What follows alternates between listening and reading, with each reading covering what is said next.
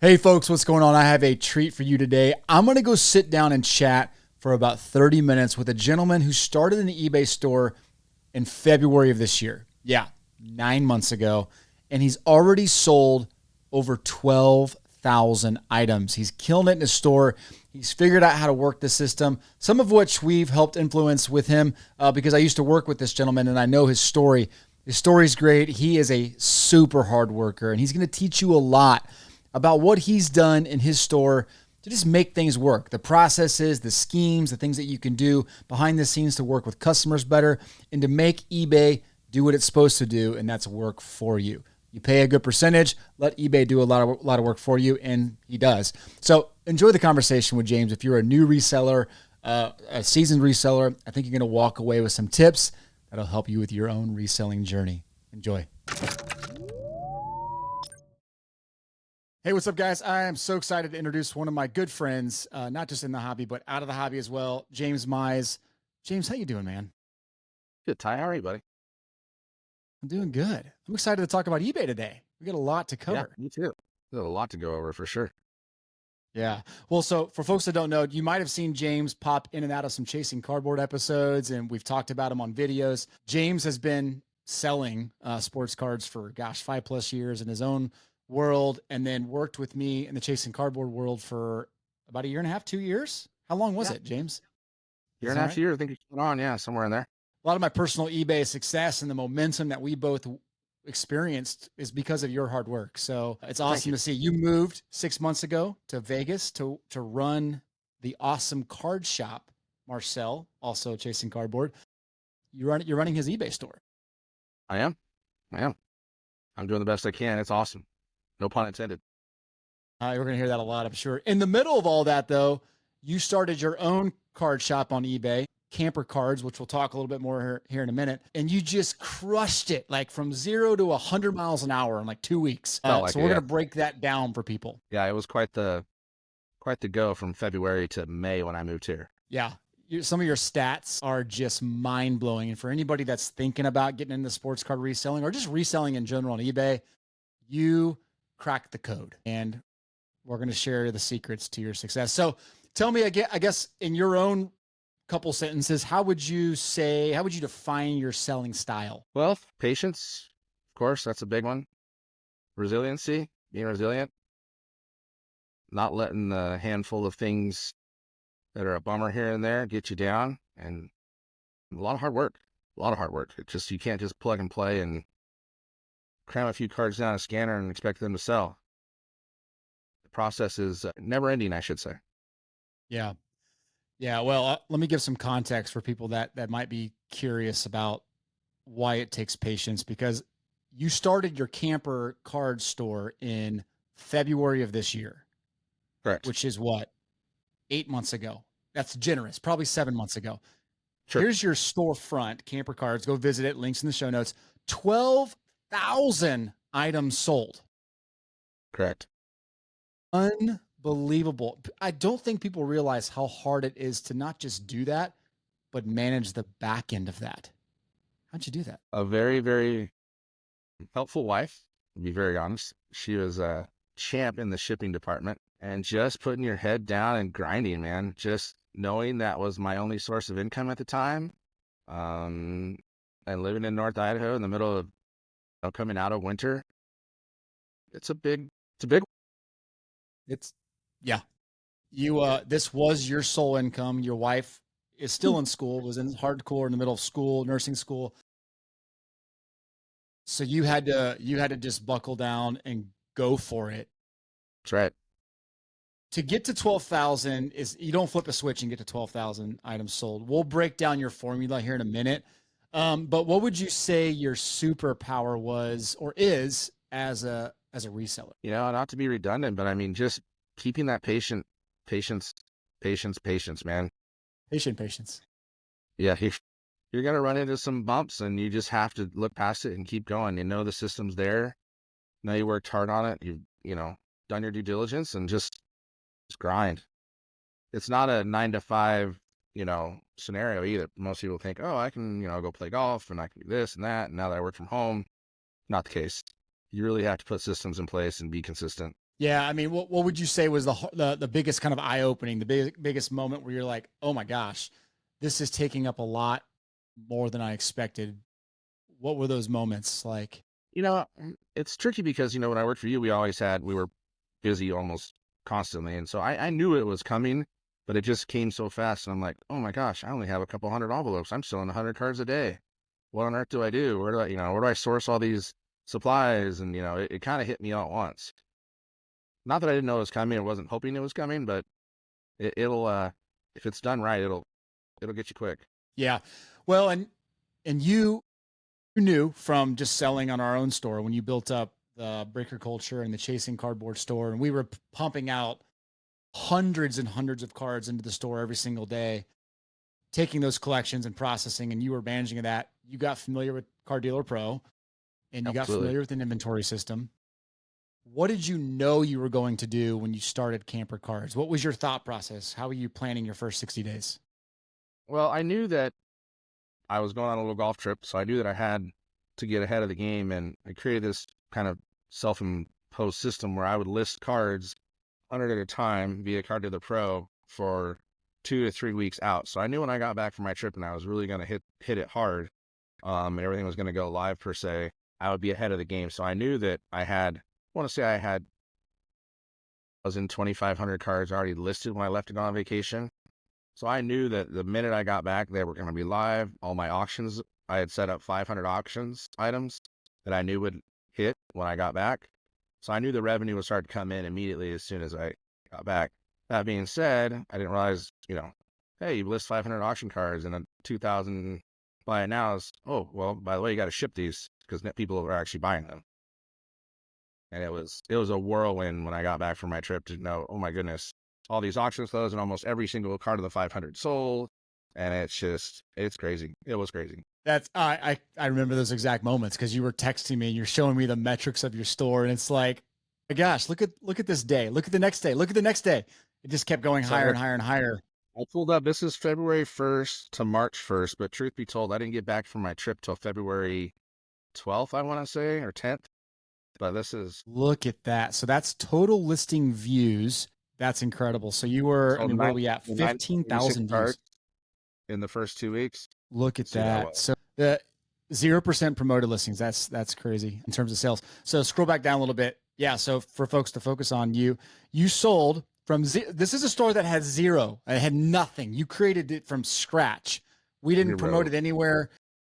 You put out your listings. You scheduled them to go live every day of the week for the first 2 weeks, and you sold 986 items. In 18 days. 0.3 million impressions. That's crazy. 30 And what days. was your conversion rate there? Will they show you that in hindsight? I forget. Look at that. So for folks that don't know, it goes impressions, it goes conversions, and then someone that buys from looking at it goes impressions, it goes views, and then it goes conversion. 6.5% of the people that looked at your listing bought from you. You were doing something right because you were already above industry average. Right. Somehow, some way. I think it was the quality of listings and the pricing, obviously. I mean, you talk about those all the time, but I knew going in that I had to have a really strong product to get the ball rolling. I couldn't just list random 1970 tops and be successful out of the gate. So I was listening to some really quality stuff, and I still am. But in that regard, I knew that I had to have something, and that was the key, I believe. Yeah. And do you feel like there were certain points along that first couple of weeks where you're like, oh shoot, eBay is actually rewarding me for what I'm doing, and the algorithm's kicking in? Were you seeing those spikes? 100%, 100%, no doubt. And then now you're like, okay, well, I have to continue to play this game because it's working so well. I have to now balance the time of how do I get all this shipped, and I continue to list 100 cards a day ahead of schedule. It was fun. It was a lot of 12-hour days. I'm not gonna lie to anybody about it. Yeah. You bought great inventory. You had a plan going in. You knew how to list stuff because we'd done it before, right? There's a recipe there. But what were the metrics that you were kind of focusing on the first 2 months? Conversion rate? Is that a Conversion big one rate it's always been one of my, kind of go-to because it takes everything else above it and sandwiches it into one kind of answer to the question, right? If your conversion rate's 1%, it doesn't really matter what you're doing the rest of it because it's not getting to that final point. The point. Yeah, okay. So How often were you viewing something like Sales is conversion rate? obviously a big one. Everybody wants to look at sales, which is the fun one because you're doing something right if you're selling stuff. And yeah, conversion rate for me is a really big one. Probably the most important one. Yeah. Yeah, that's a great point. And I don't think people value that metric because like you said, it does take in consideration essentially everything. People are anyone that views your listing, which is the ultimate goal, get them to view your listing, they're not buying from you. So something is wrong with what you're doing. Right.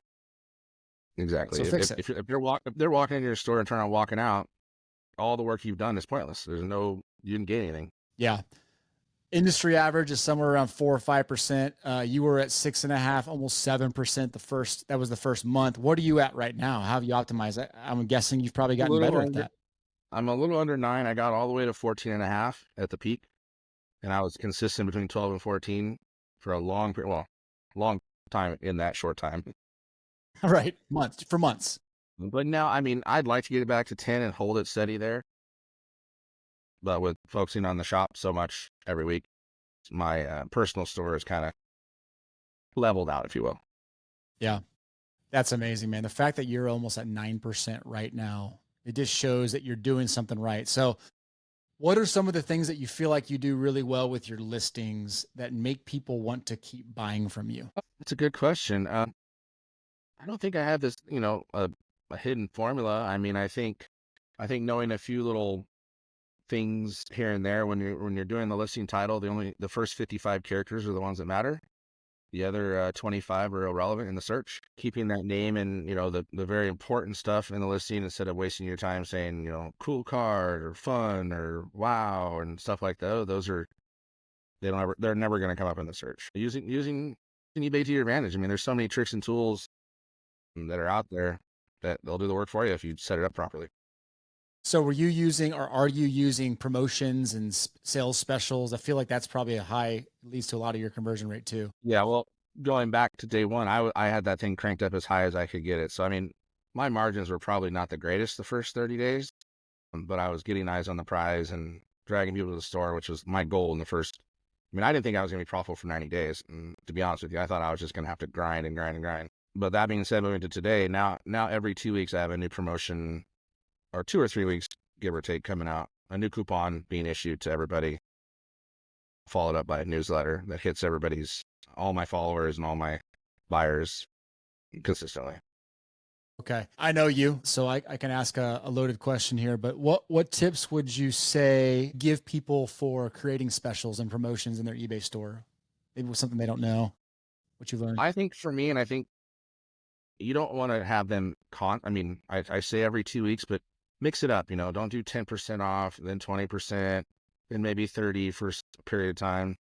I'll mix it up in regard to use eBay's platform for, buy 2, get 1 free, buy 5, get 20% off. I mean, there's a ton of variations you can package together, different options. And you can also identify certain things in your store. Do you only want to do cards over $9.99 or cards that are $1 to $5.99? Or I recently picked up a huge Caitlin Clark collection, over 1,000 cards of just her. Well, nothing crazy, but Caitlin, she's very popular. And I did a promotion just with her cards. I buy 2, get 1 free, and it just was crazy. So stuff like that, and mix it up. When you send out your newsletter and your coupons, make sure don't just go with the AI cookie cutter generic one that's already in the box. Delete that, write your own, make it personalized so that it actually feels like you're, engaging with the buyer. Those are great tips. Yeah, we've talked about this many times. There's so many levels of filtering you can do to create specials for segments of your store, of your pricing, of your quantity, whatever you want to do. You have flexibility that people don't know about. It's crazy how precise and down you can get it if you really wanted to. I mean, you could probably get it down to just Dodgers cards if you really wanted to. Yeah.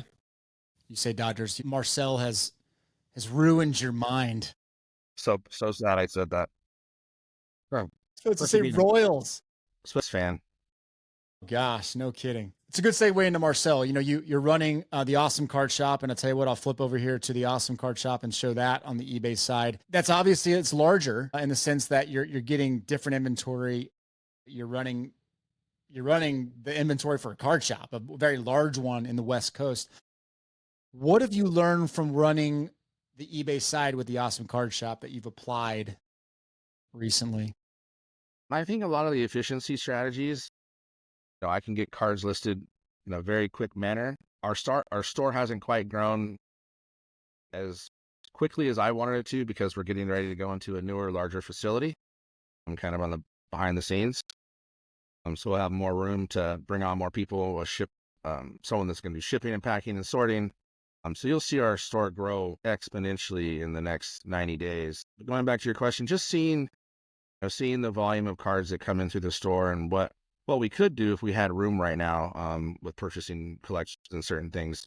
So we're kind of holding back the reins a little bit as of right now, but you'll see the Awesome Card Shop eBay store get into that high volume sell game here shortly. Yeah. So I know you have a lot of really good principles with skewing and inventorying. Have you started to use your knowledge there for the Awesome Card Shop?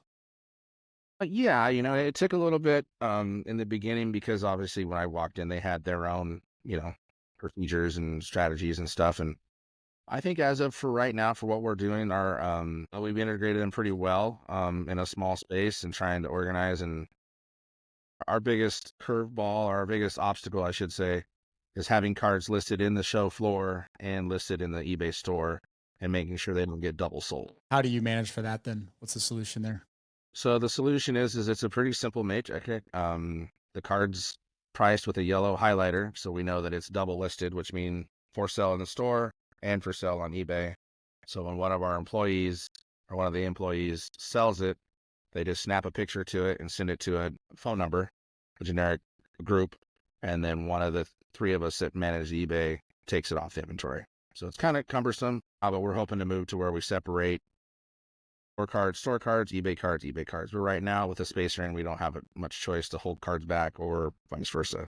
So we're living in both worlds right now. Gotcha. So when you're getting collections for camper cards, your personal stuff, you go from zero to, purchase to on your store within a week or two, if you really want, or maybe that day, if you wanted to.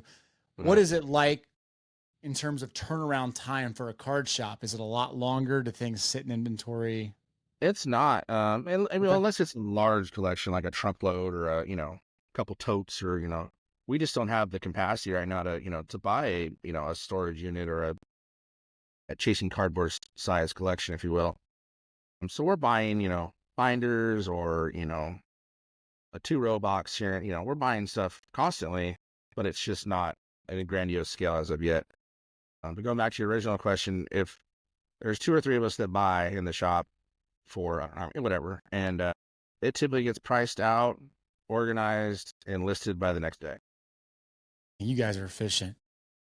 Yeah, since we have all the comp prices already ready to go because we've looked up the majority of the collection because they're so small, we have it on a Post-it note or a piece of paper.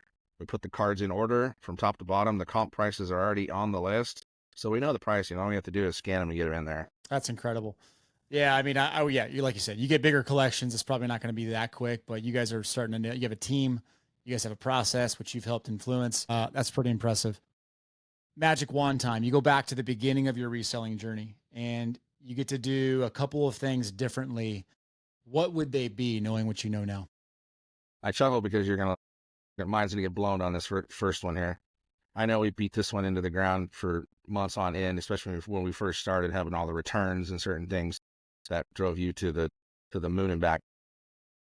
But I've went to in my personal store, and I could talk about the card shop. In my personal store, I'm 100% free shipping now. 100% free shipping. Every card I that list is a now, massive wrench here. I didn't expect that. I went to the dark side, but Tell me there's why. a reason. There's reasons behind it for sure. Can I hear? So, Can you enlighten us?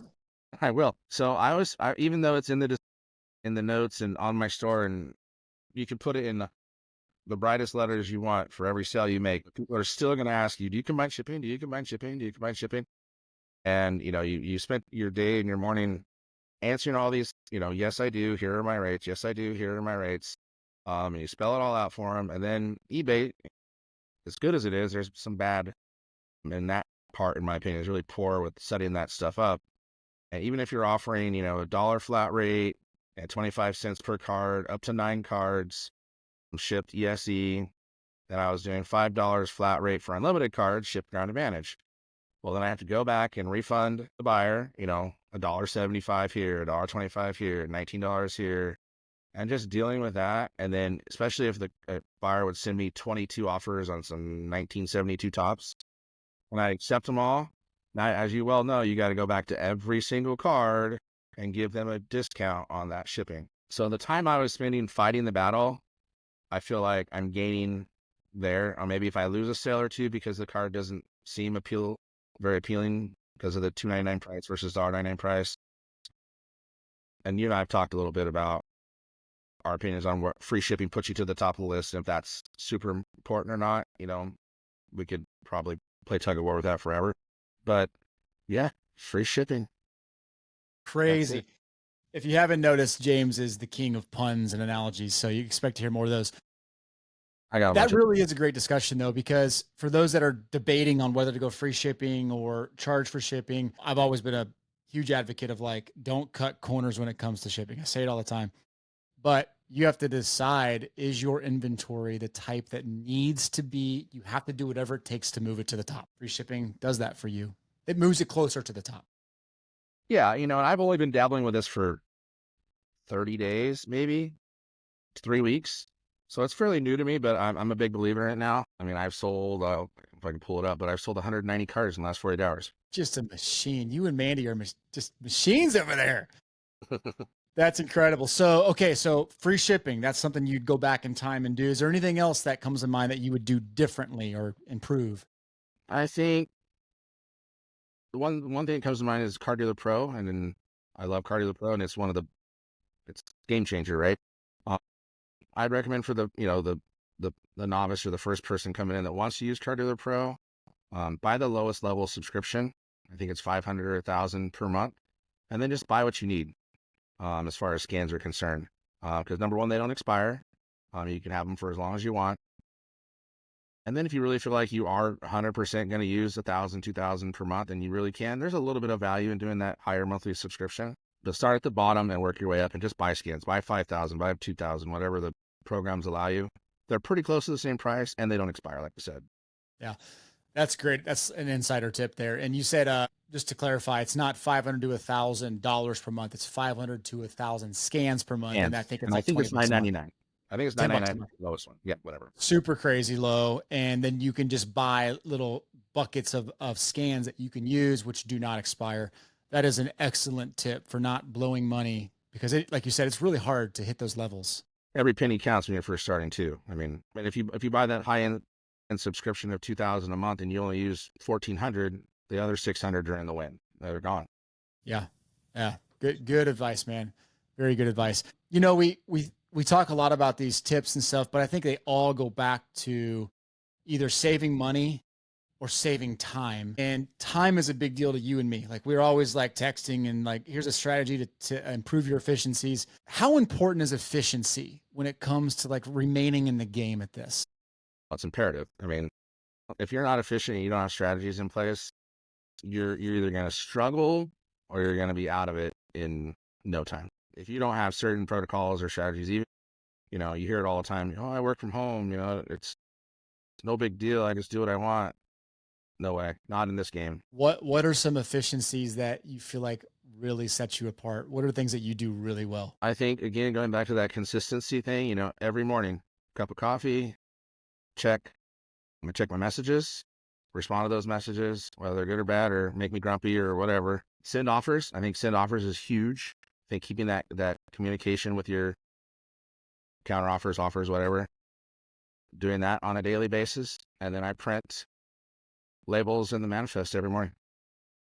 Keep that every one single day. Same routine. 7 days a week. And then you get home and you get your listings on every single day, 7 days a week? Try to. I mean, I'm not saying I'm perfect and I do it every single, there is a few gaps there, not going to lie. So, wow. Mandy said I have to take next Thursday off. It's our anniversary, so I can't. That's why they invented the schedule function. That's right. There will be a schedule function that day. There you go. I told her we can't go to dinner until she gets at least 200 cards shipped. I heard a laugh in the background. I know she's listening. Yes, Speaking of personal things, you got a card graded at the National. Do you have I it did. close to you? It Can I is see my it? one and only card on my PC. It's a beauty. And oh my gosh. What's the name of that cat? I can't see it there. Stubbs? Stubbs. He was a drop off at the golf course in Bonners Ferry, Idaho, and the folks who were staying with on their property at the time rescued him, and we took over when we moved to Idaho, and he's been part of our family since. He has a crooked tail, and I don't know if it got slammed in the car door or what happened, but that's where the stubs came from. I love it. And he has And a tag slab. typical orange cat personality. He's a wild one. So cool. You're one card in your PC. You're one of those guys who, I wouldn't say it's rare because I don't know all these resellers out there, but like it is fairly rare to find a reseller of sports cards who doesn't have a personal collection. Why is it that you don't have a personal collection? Two-sided coin. One, it's easy for me to get attached, and then that kind of grows, and I have kind of a little bit of addictive personality that once I get one Michael Jordan, I'm gonna want a plethora of them. But mostly, I'm in it for the love. I love the hobby, no matter what. But it's easier for me to disconnect and have that for sale than it is for me to collect. I mean, it's just really and I will start collecting soon. I will. It'll be slow, I hope, but it'll happen sooner or later. The I'll come across. willpower is impressive. Yes, it's been tempting here, especially at the National, and a lot of cards are coming our way, and I could have scooped them up, but Yeah. it'll Yeah. get there. Well, I have a lot of respect for that because over the years I've become less of a more focused collector because I see the pains of people that build collections and then realize, oh my gosh, why did I do this? I have so much stuff here. I haven't looked at this stuff, blowing the dust off in front of you because I haven't looked at it in 10 years. Like, what's the point if you're doing that? What are you gonna do? That's no What are you point. gonna do with this 75 George bread anymore? Exactly. It needs to come to me. And for me to be fully transparent, I'd rather have the $100 in my bank account than I would in a card right now. Yeah. Well, that $100 can go into the next buy, which you flip and you multiply, and you're obviously doing over and over again. Correct. That's Yeah. exactly right. Someone comes to you, you're going to grab a coffee with a friend. He's like, hey, James, I really want to get into the sports card reselling business. Like, what should I do right now? What should I do day one and get into this? What's the advice you give him? Well, put his patience pants on, firstly. That's for sure. Where do you buy those at? Well, they're hard to come across. But yeah, just be patient. I think I said earlier, it's not going to come to you. You have to go for it and put the effort in. Find your resources, where you're going to, source cards, where you're going to, and the other side, get rid of those cards that you can't move. I mean, it's great to buy a collection, but when you end up with a warehouse with 3 pallets in it, no pun intended, well, you got to find a home for those, right?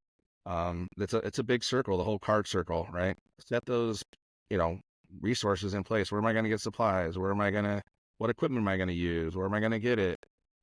There's a lot of moving parts to beginning that you make a few missteps and you're really going to fall behind quick. Yeah, that's good advice. In other words, like, hey, it's not easy, dude. So Right. it looks like I'm making this really easy, but the hard work, the things that you give up Sure. are going, it's gonna take its toll on you really fast. People don't think that don't realize that the cards don't just jump into envelopes and get shipped to, across the country quickly. Yeah. Yeah, that's a good Or point. easily for that matter. Yeah. Any other tools? You mentioned Card Dealer Pro. Anything outside of eBay that you use to help with your processes? A label printer, of course, Thermal label printer. thermal, Rolo. Yes. Both the scanners, the flatbed and the feed scanner, I think is invaluable. I mean, can't not have it. Other than that, You I have think the V600. Let me just clarify: V600 and the Fujitsu what? and 6170. you want the whatever the 81? newest, this greatest one is, 991, whatever. Dang, you got the good one. Okay, I got the 8170. So Maybe you got that's a what really. Okay, you might have the 8170. Okay, I'll 8170. put the links. I'll put the links to all your stuff below, so if people are interested, they can find them. Anything else? Any That other was on my tools? desk at the shop. No, nothing too crazy. But yeah, being able to source and keep an eye out. Not all of us have accounts like the big fish in the game where you can buy supplies cheap. too. I mean, when those 4th of July or Memorial Day, Ultra Pro or whatever sales come across, take advantage of them because they don't come up often. The supplies can get spendy quick when you're doing the volume that some people are. Yeah, that's a great point. I was doing calculations a couple weeks ago because I Not used to you. buy all. Yeah, I know, right? I was buying all my supplies for years from Uline. You know Yep, that, just with this week. getting tons of stuff. And I needed to get a big order placed. And so I went and did the math between Uline and just buying it from Amazon Okay. in boxes of 500 envelopes, padded envelopes, pound zeros and pound triple zeros. It was like 25% cheaper to do it on Amazon. Really? Yeah, even with like my I was buying a couple pallets of stuff. It's crazy how if you just search and wait and find the right people, like even on Amazon, you can get pretty competitive prices.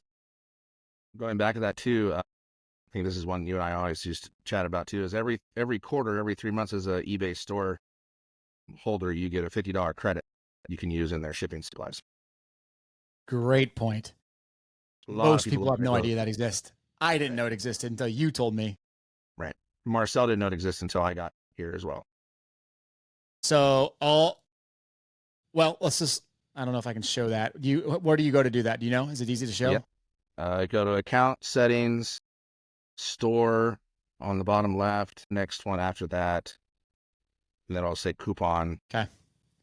Well, I'm trying to see if I can find it here and show you guys. But yeah, you go into it's hard to find on purpose. Yeah, there you go. I'll find a link and I'll put it in the show notes. If you have an official eBay store, that's the only way that'll work. If you have a store, depending on the level you have, you'll get a certain amount of credit. Yep. And you can buy eBay supplies. eBay supplies. Padded envelopes I buy. You can get 200 padded envelopes with, I think it's like tax and a little bit extra for the $50 every 3 months. And that's 200 padded envelopes for free. That's a big one. So first walking in. That's a great tip. I'll put the link. Thank you for saying that. Any other tips you have for new sellers? I know you probably have a list of them. I do. My favorite one, my wife's favorite one. I don't have a list, by the way. I was being facetious. Okay. But maybe if she's listening, she'll grab it. My shipping supply box. I keep a 2-row box. Mandy, the 2-row box. This is going to be a good test of how organized it is. We try to keep it as organized as we possibly can. But card savers, top loaders, ESE, envelopes, penny sleeves, both sizes. That's a little messy right now, but there you go. So that 2-row box has everything you need to go ship your stuff for the day. So when I basically pick everything and put it with the label and a stack of it over to my lovely wife, she pulls out this box, everything she needs to ship. Right. And then when she puts it away, done. And we keep moving. So you don't have to go and dig. You don't have to go and dig out, oh, I need top loaders. Oh, I need this. Oh, I need that. So it's all in one box and ready to go. They just restock it, as you need be. And it's a game changer. I mean, another time saver, right? Being efficient, like we just spoke of. And where this box sits is on a Rubbermaid 6 shelf, and each drawer has penny sleeves, top loaders, card savers, envelopes. And it's all full. Genius. Little things like that just make it life easy. Yeah, and it just, I mean, when we get home from working 9 hours at a card shop and have to do 2 hours of shipping, I don't want it to make it 3 hours. I want to make it an hour and a half. So whatever we can do to expedite that, so we're not eating dinner at 9 o'clock at night or, those type of things. So the only other really tip that I can think of is that, there's a lot of ways to list cards, and there's a lot of ways to kind of shortcut it for yourself. I mean, maybe just, you're not hiding anything from the buyer per se, but my cards, and I know I mark up a little bit. I'll leave them with a certain decimal point, dollar amount at the end. So I know when I get an offer on a $95 card, I may have 10% margin I can move on it to counter back. If it ends at another certain decimal point, that's my stuck price. I've lowered it as low as I'll go. Or maybe I'll have a card listed, that's really hot, like some Shohei Ohtani's or something that's really moving the market quickly and you can't keep up. You're not going to keep changing price. I'll mark those maybe a little higher, and then I'll use a different decimal point at the end to know that, okay, well, depending on the offer, I can accept this within a certain margin, if that makes sense. That's intriguing. Yeah. So you're saying like I might have some listed at $14.97 or $14.98 or $14.99. All of those last digits tell you a different story about your inventory. Exactly. That's amazing. That's a great idea. Again, you just cut off, you like, you don't have to think about it. You already know, you did all the thinking when you listed it. Yeah, when I see an offer for a car that ends at a certain number, I know what what I can do. Every car in every situation is going to have a different situation, but just to streamline some of that stuff, so you're not spending 20 minutes going, "And where did I get that Mickey Mantle? What did I pay for it? What did I, this and that? Why did I only list it for X dollars?" Or you don't have to go back and recomp it, or did the market really shift this much on this car or whatever? Great advice, man. Great advice. Let's talk real quick about buying. How long does it take typically for you to make your money back in purchases, and kind of what's your buying process? Do you have a model or anything that you use? It's kind of a self-made kind of scenario, kind of based off some of the stuff I've seen you do in the past. I try to look and see what's liquid first. If I can get 50% or more of my money back, what I say is immediately, like as soon as I list it, pretty much like it's a hot, it's something that I know will move, the Brady's, the Kobe's, or whatever, the certain players. That stuff we know is always liquid, never gonna, get hurt. I want to get 50% of my money back as quick as possible. I want to get the other 50% back and get whole within, I'd like to say a week, maybe 2 weeks tops. And then now I know that after that 15 days, it has gone by. Everything I have left is all profit. And Dang. now that's do I put it in big boxes and sell it as a bulk it out to my bulk buyer? Do I do a 99-cent blowout? How do I process the rest of this stuff? That's intriguing. So 50-50, 50-51, 50-50-100. That's an interesting one. Do you find that actually works? Like, you thinking about it, does it actually work? I think it does, and I've done the matrix a few times here and there. I mean, obviously can't do it on the spot in front of Joe Buyer or Joe Seller, excuse me. But I think we all know that we've been doing it long enough. If you look at a collection, you're like, okay, this stack is X, this stack is X, this could be, blah, blah, blah. But as long as we know, at least I know I can get a certain percentage back out of that first part of those two stacks, if you will, and I feel comfortable. Okay. So you go see a collection, you value those stacks at, let's just say $1,000. Because we both know, like, you make your money when you buy. Like, that's when you make your money. No doubt about it. What's your margin like? What type of offer are you making? How are you kind of dealing with the negotiation? So the first thing I do is I take 15% off the top for eBay, 15% off the top. So I'm never going to pay more than 85% unless it's the perfect, I don't even know why, whatever. Because 15% is kind of eBay, trying to pay the 13.5%, shipping, all those other 15, fun. yeah, 15, for sure. rounded off. So $1,000 collection becomes $850 to you immediately. Right. And then depending on the collection, if it's the liquidity of it, I'm going to pay between 55 to 75% of that number, Okay. of the 850. Not of the Got it. 1,000, of the 850, of the net. Got it. Okay. Yeah. So, I mean, very aggressive. And you're looking at it like, I'm going to go offer 55% of 850. So we'll just say $500 to make it clean, knowing that in a month I'll recoup that $500 and everything else after that's going to be making me money. Yep. You got it. Spot on. Killer. Okay. I mean, it's aggressive. And I think the biggest thing that, as buyers, as you do every day, I don't do as much buying as you, obviously, but you have to be aggressive because people don't understand the work. And that's where, and I know you bring it up all the time, the speed, in which you can get things listed and sold, and, it's still a process. Yeah. And I think it's important to clarify this. And I've been trying to do a better job at this in the shows.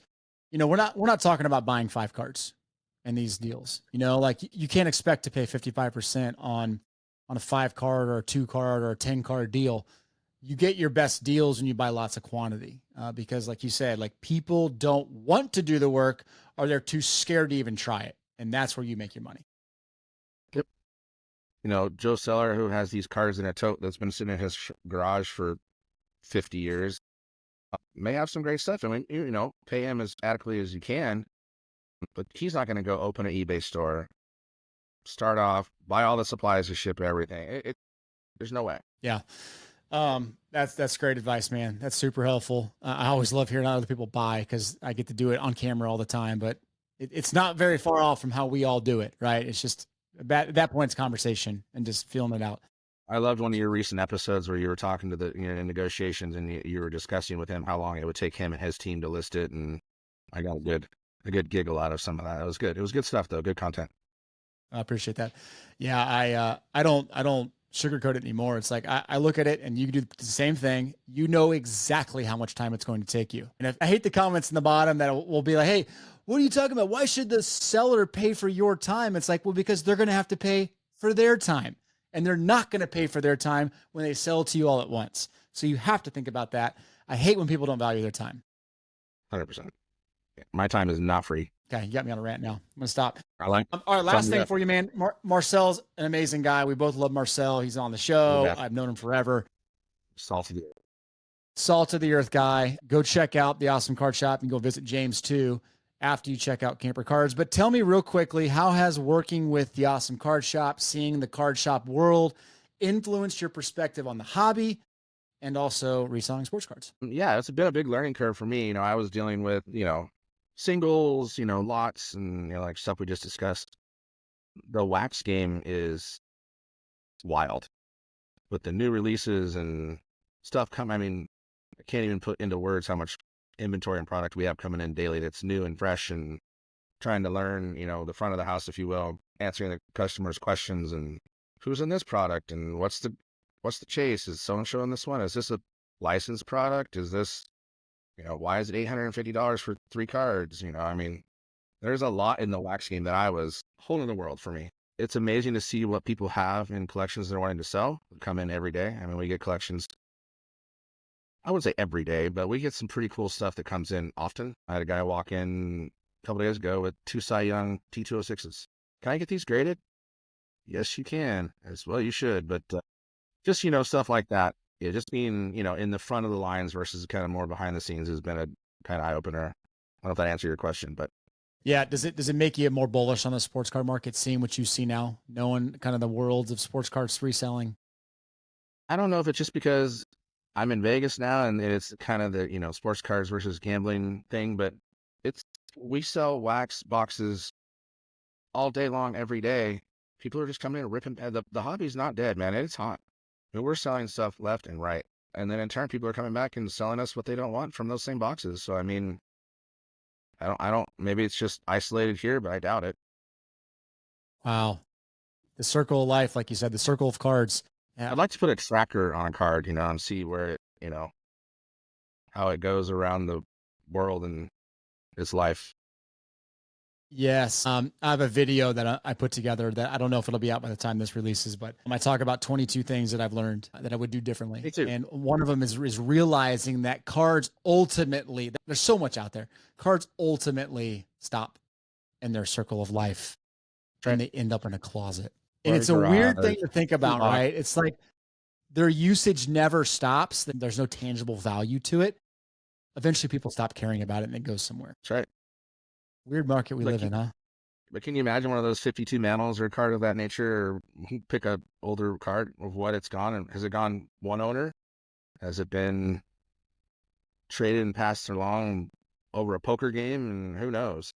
That's true. That would be so fascinating. Give it a couple of years. I'm sure Fanatics will figure something out to put trackers on cards or PSA slabs. I was going to say the slab market. Owner to owner. There you go. Crazy. Amazing. Well, we went for 47 minutes. I think the hobby is hot. Boy, I think the hobby is hot. It's totally fine. Well, you're in it in a lot of ways. Personally, you're in it with your own stuff. You and your wife running Camper Cards. You're in it at the Awesome Card Shop. You're going to the National. You and I talk all the time. You help Chasing Cardboard. You are in it, so you see it every single day. That's a good perspective. Check out James. Go follow his store if you want to learn how to run a solid eBay business. Like, you could not follow a better store or a better dude. Thanks. I appreciate you, man. Thanks for sharing your wisdom.